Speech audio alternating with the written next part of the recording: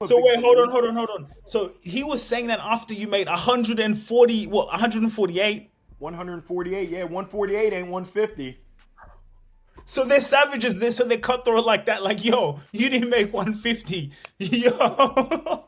Savages, they Whoa. weren't playing around, and that was a unique experience of company culture, what works well and what doesn't work well.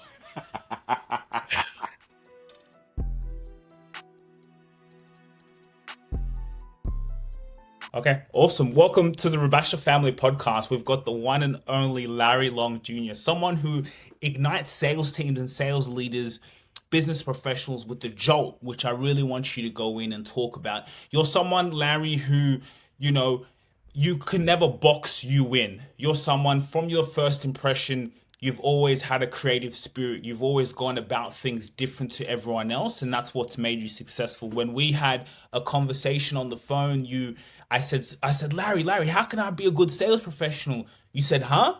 You said, and then I said, Larry, what are you talking about? You said, huh? That's the point. It's a joke. You need to listen, and the ability to listen will carry you through. So so you've been amazing in being able to just again use your imagination to create big things and help salespeople carry results. So I think today we want to talk about some money. How do we make money with creativity? How do we make money in an authentic way? So thank you so much for coming on the show. I love it. I love it. Now you're talking my language. Happy to be here with you. Thank you for allowing me to join your platform. Before we get started, if no one has told you so far today, I'm not going to have a wardrobe malfunction, but I just want to make sure that you and your listeners know you are absolutely awesome. For those that are just listening, my shirt says awesome with an exclamation point. You are awesome. Marketing is all about storytelling.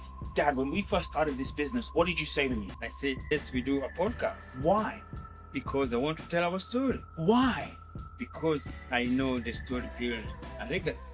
Builds a legacy. And that is exactly what we do here at ETS Rubasha Media. We market your story on social media so you could build a legacy for those who come after you to build your business and your personal brand. Yeah, follow us on our platform. Go on our website, etsrubashamedia.com. This is about legacy and it is about showing up on social media every single day because if you don't show up, your competition will. Thank you so much. Thank you so much, Larry. Really, really appreciate you for coming on. So just to get started, can you talk to us a little bit about like how you started your career and what you've been through to get where you are? Yeah, so I mean, I started selling with Lawns by Larry when I was just a teenager, knocking on doors around the neighborhood, selling my lawn care and miscellaneous services. I would shovel snow. I was out there hustling, but professionally, I got my start working at Accenture doing IT consulting. That was after I played baseball at University of Maryland. Go Terps! Yes, I am a turtle. And after Accenture, I opened up my own business. I opened up an indoor baseball and softball academy, teaching youngsters the fundamentals of the game as well as the fundamentals of life. When that didn't work out, I had to get back to the real world, and the real world was making 150 cold calls to accounting firms, CPAs and accounting firms to sell software that took the numbers off the income statement, balance sheet, statement of cash flows, and provided a written narrative to help accountants help their business owners. I fell in love with software and software sales leadership, and I had the opportunity to work with I think I've worked for 10 different companies, 8 different companies, 10 different stops. 2 companies I left and then came back, generally in a sales and sales leadership capacity. So that's been my journey. Now I'm a full-time motivational speaker, MC, coach, trainer, and author, getting folks jolted and zapped into intentionality so that they can not only rediscover, but also believe in their inner greatness. Inner greatness. Wow, I love that. What a way to articulate exactly what you do and how you help the marketplace. So let me ask you, when we talk about sales, okay, so you said something earlier, cold calls. Okay, so let's start a business, Larry. Let's have some fun today. Let's have some fun with the viewers listening. We want to start a business. let's say myself and you come up with a speaking business. We want to be, okay, how do we be speakers, right? So you said you had to make cold calls. Why did you make, what was the amount of cold calls that you had to make, and why that number? 150 a day, and that was the number that the company set. Funny story, it was week 2. I was still in my probationary period. I made 148 calls. My manager called me in his office, and he said, if you make 148 calls again, we're going to tell you like the LA Dodgers and the Boston Red Sox told you, don't let the door hit you where the good Lord split you. Thank you for So, coming out. God bless you and good night. See you later, alligator. So you better believe that I hit that metric. Now, I'm a so big wait, believer. hold on. So he was saying that after you made 140, what, 148? 148, yeah, 148 ain't 150. So they're savages. So they're cutthroat like that. Like, yo, you didn't make 150. Yo. Savages, they Whoa. weren't playing around, and that was a unique experience of company culture, what works well and what doesn't work well. So can you talk to, okay, so talk to me about that experience. So what I want to know is why 150? What's the maths behind that? Let's play a game. And so what was the pitch like? What did you have to do? Talk us through it. Yeah, so that was just the number that they set. They said, "Hey, we're gonna smile and dial, and we're gonna do high volume, and we're gonna bombard the market." I think behind the scenes, they had been approached by a competitor that wanted to acquire them, and pretty much said, "If you don't sell to us, we're going to demolish you." And the leadership said, "Nah, you're not gonna demolish us. We might not be the big dogs in the house, but we will certainly outwork you." And that was the mindset. In terms of the calls, the purpose of the calls was to invite folks to join a webinar. So out of 100, let's take a look at the numbers. 150 calls, generally on average, 16 to 25 actual conversations with accountants. If you think about it, accountants get paid. Time is money. So they're not just picking up the phone. If you're not a client, they're just not picking up the phone talking to you. So essentially, it's playing that game of how can you avoid the gatekeeper, that receptionist that says, thank you for calling. How can I help you? Well, I'm trying to reach the boss, and he or she is saying you're not gonna reach the boss. My job is to prevent you and to stiff arm you from speaking to the boss. So you find ways around it. A lot of times, business owners they come in early, whereas the receptionist comes in at 8:30 or 9 o'clock on the dot. Business owners work through lunch. Receptionists sometimes take a lunch. Business owners work late, 5 o'clock. Those chairs are spinning. Receptionists are out the door. So you find ways to get through, and sometimes it's just a brutally honest conversation. I know your job is to prevent me from speaking with the owner. My job is to speak with the owner. Where does that leave us? And that's the power of questions and the power of listening. And people are people. So you get the interest of, well, why are you calling? Why are you trying to speak with my boss? Well, I'm trying to help your business. I'm trying to help those business owners that your CEO, that your business serves. Are you interested in serving them better and helping them? Not interested. Click or tell me more or send me more information. So you just learn, especially when you're doing high volume, you've got a lot of data points to figure out what works and what doesn't. Okay, so it's really, so how long do you think for someone to get through 150 calls in a day would take them? Well, A you shot. do you do the math. I mean, essentially, we worked. We got in at 8 a.m. and we left right around 5 o'clock, 5:30. So you budget your time. I remember we used to have sheets with tick marks to figure out how many ticks you needed to make each hour in order to hit the 150. And a lot of folks were just trying to get to 150. They didn't really care if they got folks on the webinar, but the goal was to get 3 signups every day onto the webinar. We knew out of the 3, on average, just under 2 were going to actually show up. A lot of no-shows because people say, yes, I'm going to attend just to get you off the phone. They don't have any intention of showing up for a webinar. And how much would the client be worth? the lifetime value and the whatever they'll get after that webinar, the results of that webinar. Yeah, What it was based on size. I think at the time our average deal size was right around $8,000 to $10,000, depending on the size. If you were a sole proprietor, accounting firm, of course you were going to pay a lower monthly, Mhm. and your ARR was going to be lower. But if you were a mid-size to larger, we were able to close some bigger deals. And let me just share this with you. This was back in 2005 to 2007, 2009 to 2011. Wow. Okay. This is very interesting and it makes a total sense. If we can call 150 people and by at least one person we can get to come in and pay 8 to 10 grand, that makes it worthwhile, right? So this is very intriguing, and why you're such a powerful person to have on the show. We've been partnered with an AI company that does that more on a sales development representative in terms of like LinkedIn and emails, being that person to get people in the meetings, right? And then apparently soon AI will come up with closes or whatever else. But I think for us, this has worked extremely well. So that's why this is a powerful conversation in also a game of numbers. So let me ask you, in today's day and age, what we do, for example, outreach, LinkedIn, email, powerful platforms. We're in the B2B space, numbers game, right?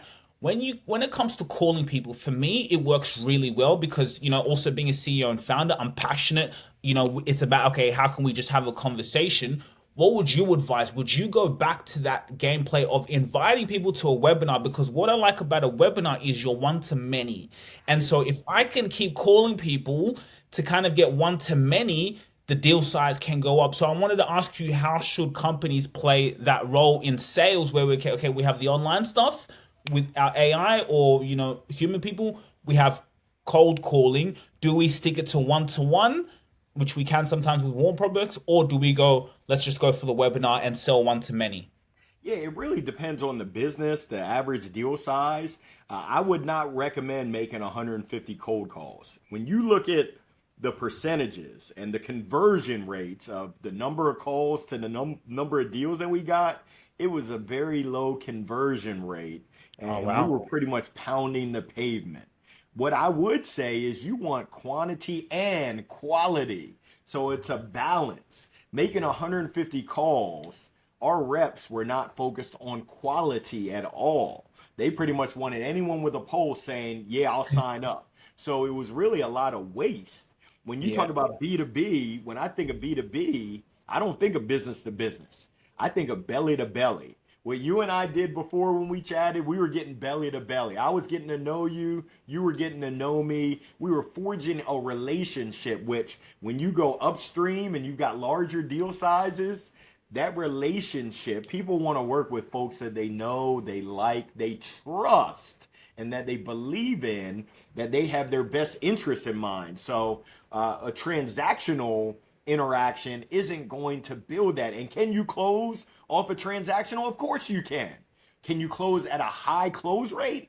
I haven't seen it done. Does that mean it's impossible? No, anything is possible. But for me, I'm trying to build a genuine relationship that shows that, hey, this is a partnership and not just a one time transaction.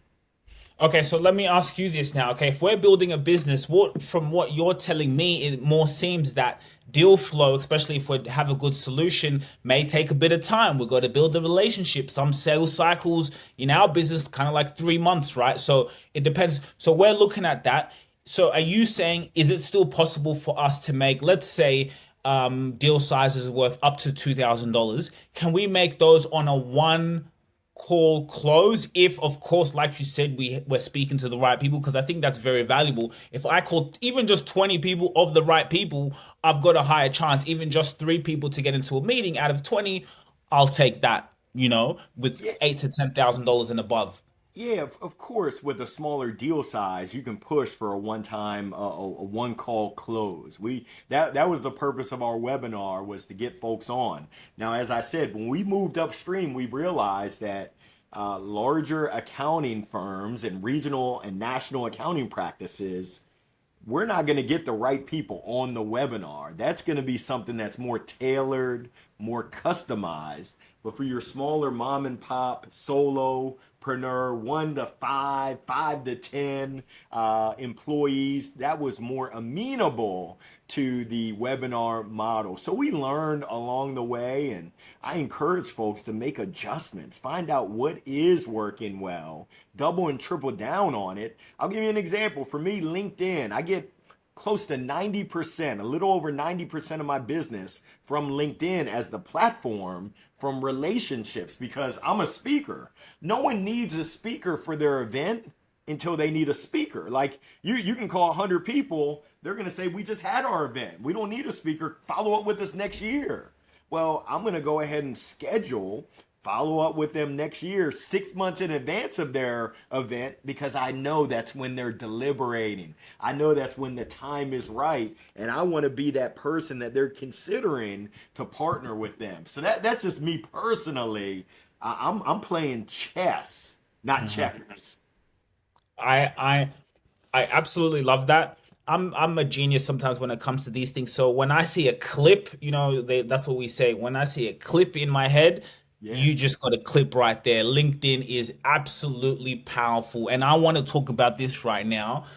Because it's a big topic. I think there's no greater opportunity alive to be on LinkedIn. I love what you said is you're more saying, which is a great topic. I like to talk about marketing versus sales, where I got to stay top of mind, right? If I'm on LinkedIn B2B, what are most people doing on LinkedIn? They're at work, right? It's their kind of getaway. It's the professional place. Boom. What do? They see Larry Long Jr. Boom. Every time. Boom. I see this guy always on stage, always talking, always smiling, always, he's talking about sales, and it's the word of mouth. Now, that's a long-term game because that doesn't always quantify sales, Larry. You know what I mean? And sometimes people just got bills to pay. Some people, they want things quicker, so they don't understand the personal branding game like we do. Because you just said it, we are playing chess. We're playing chess, not checkers, Yeah, which we're, is we're playing we're playing the Larry Long game, and I'm gonna say yes again. For me, there's two ways. Either you go and get the business, or the business comes and gets you. I like them both. So I'm a go getter and I'm a go giver. I'm gonna give and give and give as much value as I can, and that's gonna lead to inbounds. And I'm gonna go get exactly what I want. I used to work with a coach, and my coach said, Larry, healthy people ask for exactly what they want. So I reach out to folks that host events and pay speakers, and I let them know exactly what I want. I would love the opportunity to partner, to serve, and to speak at your event. How do we make that happen? wow. That's a good pitch. So that's your kind of like pitch, like, hey, so I don't need to want to give all your source away because this is who you are, this is what you do. I love It's, it. it's open Uh, to anyone. No one can yeah. do it like me, thankfully. I'm one of one. So I encourage people to find what works best for you. This is what works best for me. I see that you're hosting the Rubasha family team event coming up, kickoff event in January the 15th. I would love to be on that stage. How do we make that happen? There we go, like this, talking about it. And I mean, for me, like this is. I just dropped an article on LinkedIn about how social media now. It's not about followers. It's not about how many people you have and how many views. Like, of course, that comes over time. That's natural. Again, for the people who are playing chess, but it's you build your tribe. Everything you're saying, all your confidence, the way you speak.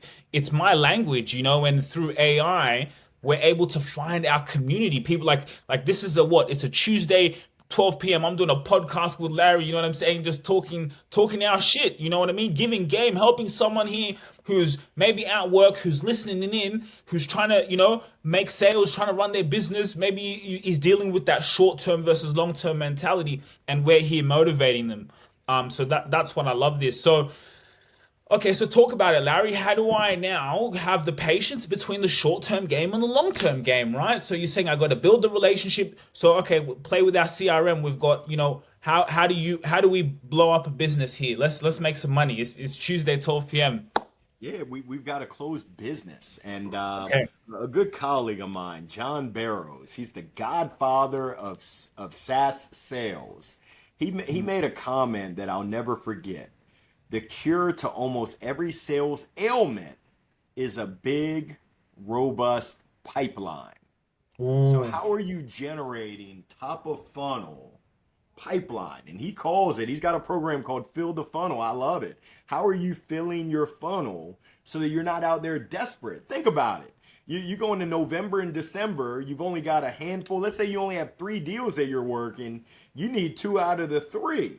If I've got 15 deals, I'm okay. I can brush my shoulders off. I can breathe in and breathe out because I know I'm going to convert and I know that they need me more than I need them. I'm coming from a position of power. I'm coming from a position of truly serving them. And if the time isn't right for them to be served, it's okay.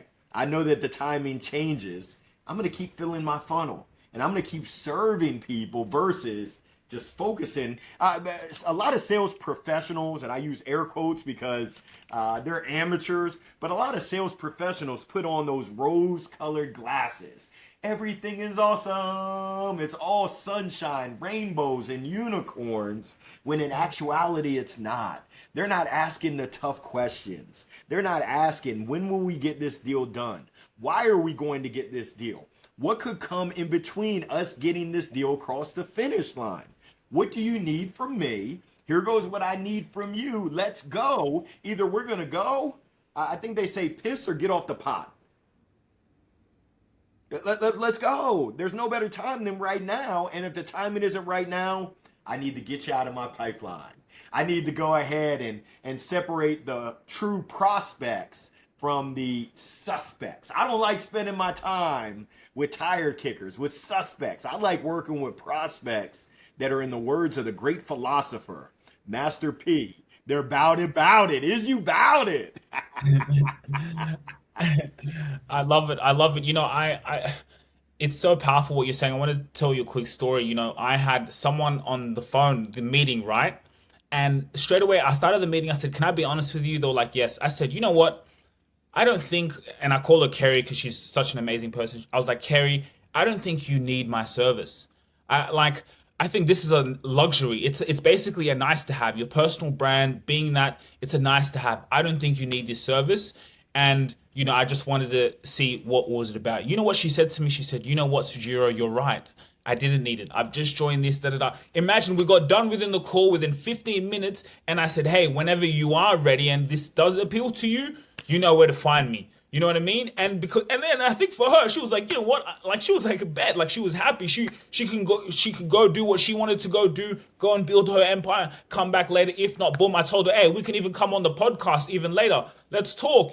So like what you basically said to me was, if we build that pipeline, I can have without you, with or without you energy. If I have without you energy, I'm cool. Okay, if we can't do it, like I'm not desperate, which is a powerful place to be. So if you're saying 15 meetings, shit, even if we're getting 15 or that pipeline, we want to get 30. We want to fill that pipeline is what you're saying. So, wow, how does one go about filling that pipeline now, Larry? I'm glad you asked. There's so many different ways for outreach. So, I mean, of course, you can pick up that 500-pound phone, reach out and touch someone. You can send emails. People's email boxes are fuller than full. You can reach out via social channels. And hold on, let me see if I can find. I'm glad you asked the question. I used to have a list of all the various ways that we could outreach to our prospects to fill our funnel, but I'll keep going. Snail mail is a lost art. When was the last time that you sent a postal mail? Billboards. I don't know too many speakers that use billboards, but I'm going to be one of the first that I'm aware of. PR, podcast. You can host a podcast. You can be a guest on a podcast. Television, radio, conferences, referrals, references. You can attend meetings. You can speak at conferences. You can put out thought leadership, blogs. You can speak on stage. You can write books. You can be a published author. You can publish white papers and articles. You can be active in communities where you're serving people. There are so many ways to connect with people. I encourage people to find your top 3 to 4. For me, LinkedIn is number 1. Number 2 is email. Number 3 is conferences, speaking at conferences, because when you speak at a conference, you're immediately the authority. They're not going to put Mhm. someone on stage that isn't the authority. And then number four is referrals and recommendations. It's great for me to talk about how great I am until I'm purple in the face. But when I've got an army of allies out there saying Larry is the next best thing to sliced bread, ooh wee! In the words of the other great philosopher, J.J. Walker, that is dynamite. You see, I know why you're successful because I can imagine you on the phone. I feel like you could sell to me like very, very good on the phone. So let me ask you, okay, so what you just said there is wonderful. Quick scenario, can I ask you, how did we get this meeting today? Did I cold call you? I think you sent me a message on LinkedIn if I can recall correctly. LinkedIn. Yeah, I Okay, think because so. I think I had also called you, but LinkedIn. Da, da, da. So you just said there, LinkedIn is the number one place you go to. Why LinkedIn, and how do you approach people on LinkedIn? Where right now more than ever, it's a noisy market. My LinkedIn mailbox is a war zone. People just open up a message, just pitching to me anyhow. You don't know, just So how does one stand out on LinkedIn to fill up that pipeline? Yeah, they call me LinkedIn Larry for a reason. It's because I go B2B. I'm not like everyone else that connect and pitch, where they connect and then they immediately pitch you. I'm not going to pitch slap you. I'm going to actually do my research. I'm going to dig in and see that you played soccer. I'm going to dig in and see that you're on a world tour and that you're coming to North Kakalaki, that you're holding it down in Georgia. I'm going to go ahead and send you a message that's not like everyone else, written, generated by AI. I'm going to send you a video message. Here goes what my video message looks like.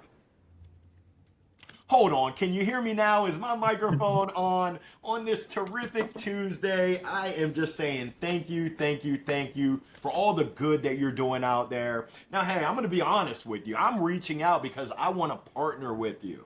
I want to serve your audience. I want to support your audience. And how can I do that? Well, I generally rock the mic as a keynote speaker or an MC. I'm curious, could we hop on a call to discuss if that makes sense? And if not, I still wish you all the best and continued success. Thank you for your time. Bye for now.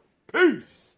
Who's sending video messages like that in people's LinkedIn inboxes? I can probably count on one hand and two fingers how many people I'm aware of that consistently send tailored, customized, non-AI Larry GPT messages directly to people that they want to engage with. That's my difference maker right there. That's my magic pixie dust. It's not magic. It's hard, intentional work that I do consistently. Wow. I mean, that was quite powerful. So now you're helping us build our business because you're saying, okay, we found our channels, we found there's LinkedIn, and we can discuss email, but let's say LinkedIn. And then also you just said it there. A lot of people say, okay, you said one of the things, if I can get keynote speaking and speaking in stages, I'm speaking now one to many. So now I'm dealing, if I'm speaking in front of 40 people, 50 people, I convert 1% of that audience there, boom. From 10 grand to 20 grand is my average order value. Hey, happy days, right? And then you can get to a level you can get paid to speak also. So let's say you just said in your message, you deliver value, but you're very direct. A lot of people think, okay, how can I get keynote speaking stages? You just said, I just go and ask people. Like in the Bible, it says, when you ask, you shall receive. So what does that message now look like to get a keynote speaking engagement? Because like we just said, if we have higher numbers, so again, okay, quick tip for the audience out there, we use LinkedIn Sales Navigator. You pay for it, boom, you can either now, I had a person there who I paid and they were manually, but again, it was more personal and looking at who I am, implementing that, and okay, how can you be efficient with it and speak to our tribe? Because the Sales Navigator is very good at finding your audience, right? So boom, giving them a quick tip there. So what does that message look like? That, because that message you just said there, if I was to open that, you've sparked my curiosity. No one sends a video message or even a voice message. So how now do we stand out from the crowd to get keynote speaking engagements? Yeah, so speakers speak, and I've got the receipts. You can check the Carfax. I think last time I looked, I have 371 LinkedIn reviews of people that have partnered with me and been in my audience. I've got over 1,000 Talkadot reviews. So if I'm a meeting or event planner and I'm putting myself in their shoes, They want to find someone that delivers value to their audience. They want their audience to say, wow, that was an amazing experience. What they don't want is, who the heck hired Larry Long Jr.? He was terrible. Whoever hired him should be fired. You're fired. I provide the receipts and the expertise and the credibility that your audience is going to say, wow, that was good. So I encourage speakers to speak as often as you can, hone your craft and get the reviews, get the recommendations, get those folks that can provide social proof that you are who you say you are. Now you can take that and arm event planners, meeting planners, folks who hire speakers and pay speakers to let them know, I've done it before multiple times and I would love the opportunity to do it again. Are you interested? I'm not the right fit for everyone. Some meeting and event planners, they want a monotone, boring speaker and lecturer on their stage. If that's what they want, Larry Long Jr. is not the best fit. But if you want someone who's going to bring the energy, who's going to light up your audience, who's not only going to motivate, not only going to inspire, but actually transform and have your audience take action that's going to take them to the next level personally and professionally, that's what I do. That's what I do, and I can show you the proof, which is in the pudding. Wow. So let's say now, how many messages are we sending a month on booking us as keynote speakers? Oh man, I'm on LinkedIn all day, every day. I am sending messages every day. Shame on me because I don't count how many, but my volume each and every day. And I'll give your listeners and your viewers something easy to start with. I call it the 3-minute challenge. Every day I make sure I do the 15-minute challenge. So 3-minute challenge is just one a day. Find one person every day that you can reach out to unprovoked and surprise and delight. And in this case, you're not even asking them for anything. You're just making a relationship deposit. So that down the road, when you knock at that door and you are asking for something, you've already built equity. So often what I see is people go and they try to make withdrawals. And I'll give you a story. I used to own a baseball academy. I went to Bank of America and tried to withdraw $500. They laughed at me. They said, Larry, you're trying to make a withdrawal. You haven't made enough deposits to be able to withdraw. Well, let's think about our relationships. Let's think about how many times we ask to make a withdrawal and we haven't made any deposits. Unfortunately, we're overdrafted. We're overdrawn. We haven't given, therefore we won't receive. So the 3-minute challenge is a daily discipline for you to give and to serve and to support someone else without expecting anything in return. And what I found is that if you're diligent and you're consistent, it's going to come back to you 20-fold. At least that's been my experience. I encourage you to give it a try. I do the 15-minute challenge. I intensely reach out to at least 5 people every day to let them know I'm thinking about you, to let them know they're on my mind and making a relationship deposit. Hey, did you know? Hey, can I connect you with so-and-so? Y'all would be great. And by giving so much, it's absolutely magical. It's that silver bullet that everyone's looking for. It's that magic pixie dust that everyone wants. It's not out there. But when you work hard and you do it with intentionality and you give on purpose, it's amazing what comes back to you. That's just been my experience. Well, I mean, that's quite powerful because you said something that some people might be shocked. 5. Why did he only say 5? We were talking in big numbers before, 150 calls a day. But you just said there, if you can focus on sending 5, but you never said anything about pitching, nothing about giving value. So that can work, right? You can go and someone can just even start off with, because the big numbers might intimidate someone, but consistency is everything. And it's like that in sales. Consistency is everything in life in general. But let's say you 5 messages of extreme value, not asking for anything, then, that will increase your chances. So I really love that notion of, and for me, we'd look at that and be like, okay, that works. Okay, let's send, instead of 5, we send 500 or 50, but, it is the point of adding value in that message. Wow, Yeah, powerful.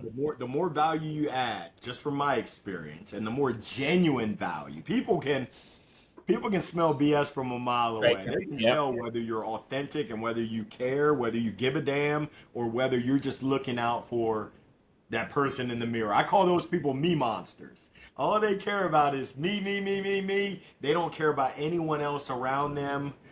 That short-sightedness might get you success in the short run, but I haven't seen it consistently. So I choose to do things the right way. I think they call it integrity without compromise. Doing it the right way because it's the right thing to do. That's just the way I was raised.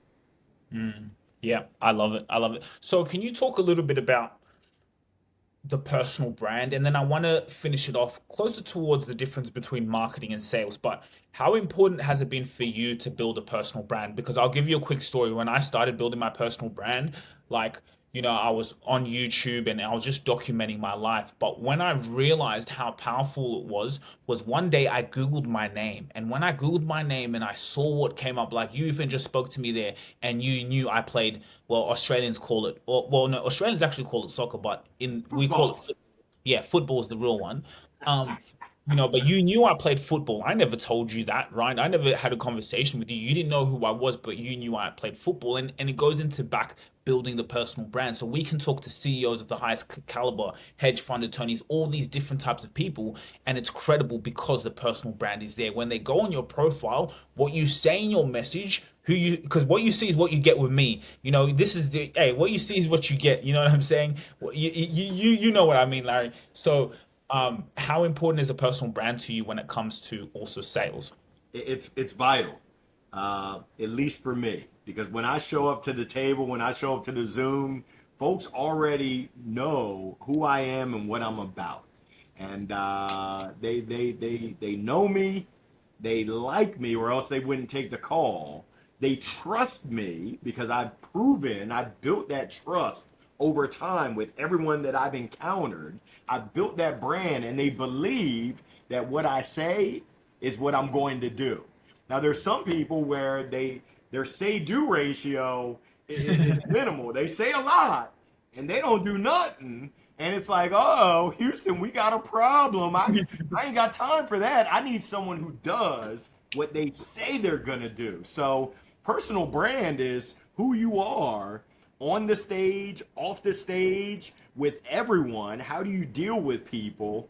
That's personal brand for me. It's how do you represent and how do people feel you represent online or from your reputation. They say your reputation precedes you. Act accordingly. So that's just I've built my business off of my personal brand, off of the way that I interact with people because I genuinely care and I love helping people.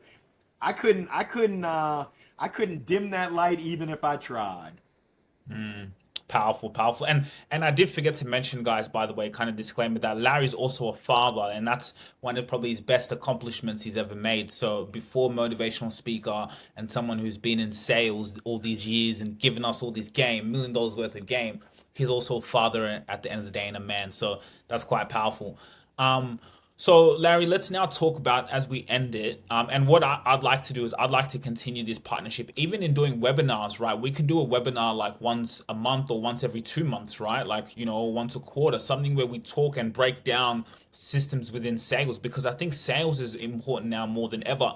And we can break down and talk about different channels in sales because all it takes, like LinkedIn and email, you can make $1 million very easily by using just LinkedIn and email without even calling people, right? Like sticking to what works, like honestly. And then you add calling people. And then now with your experience, the companies can even hire you in that extent where you can now advise them, okay, we've got these systems. How do we improve this for the sale, right? So, like, what I'd like to ask you about is when you did pick up the phone, what how would you go through a pitch? How would you pitch someone? How could you get someone if you were to call me cold and I don't know who the hell you are, who the hell is this? Well, like who? How did you get my damn number? How do you convince that person like, hey, I've got your solution. I know your well, again, that's maybe a tactic. How well do you know your customer? So that's an issue of quantity, quality, but that's a topic for a different day. Let's say you do know your customer, or how did you do it? How were you able to do that through your career, and how do you advise it?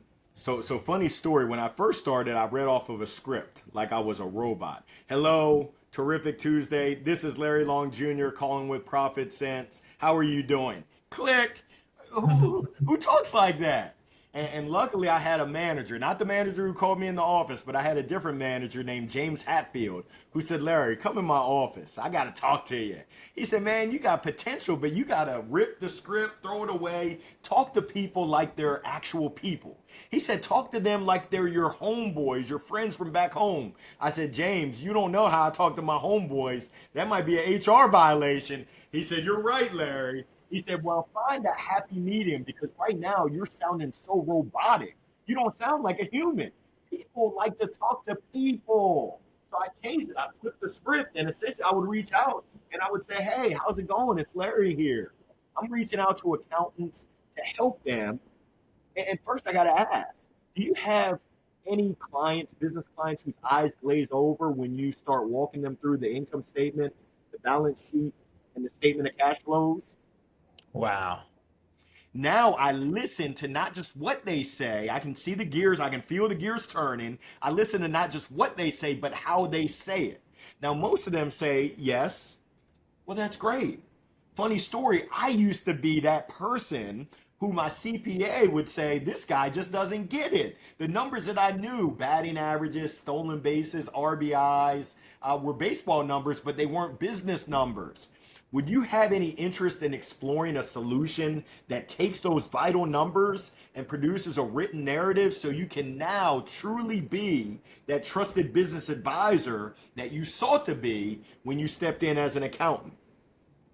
Wow. So you've made him imagine his desire. Boom. You've just told him his desire, what he wants. That's what he wants to be that, you know. Now, when you ask the question, the key is let them answer it and listen intently to what they're saying, how they're saying it, and still, even when they stop talking, silence is awkward. They'll continue talking, so you start to learn what's important to them. What are their hopes? What are their dreams? What are their aspirations? What are their challenges? Where can you possibly help them and serve and support them? Now, if they don't care about serving as the business advisor for their business owners, I'm curious, why is that? You just want to be a bean counter? Yes. Well, hey, good luck. I wish you all the best. I'm now going to call every one of your competitors in your region to find those that want to do more and want to up level more than just being a bean counter. So I wish you all the best, but you're not serving your clients. You're not doing what it takes to serve your clients. I'm going to find those that are about it, if you know what I mean. And some may even double back on you, or some may, but you'll still leave a seed in their mind that they may come to you sooner. Like I always think like that too. Hey, like I'm like, you're always gonna come back to me sooner rather than later. But hey, like look, again, it's about attracting your tribe. No, honestly, Larry, you've honestly been so awesome. Like we can continue talking for days. And I do want to continue something like this again, like I talked about, like actually turning things like this into a webinar. And then also now people can work from you and they can come in and join live, ask questions, and we help with the personal brand. They can come to you now for speaking and sales. So it works for both of us and adds value, because at the end of the day, these are stories that we're talking about and adding value. So people are like, wow, if this is what they're giving to us for free, imagine if we paid them. And it's facts, right? When you pay attention. So, shit, the webinars, they may be at a price later on, right? And so we're giving them valuable game here. So I honestly want to thank you so much, Larry. And hopefully, so I actually travel to North Carolina tomorrow. What I may do is go stay in Charlotte for, we may interview some CEOs. If you know also anyone there we can interview, let me know. But we may stay around there, but I'll be in North Carolina. Well, welcome to North Kakalaki. It takes one to know one. You are absolutely awesome, Sujira. I'm cheering you on, wishing you all the best. Continued success as you rock and roll and add value to so many people's lives. Keep it up. Thank you so much. Thank you so much. Well, if you really enjoyed this video, make sure to click here, and I'm sure you're going to love that one.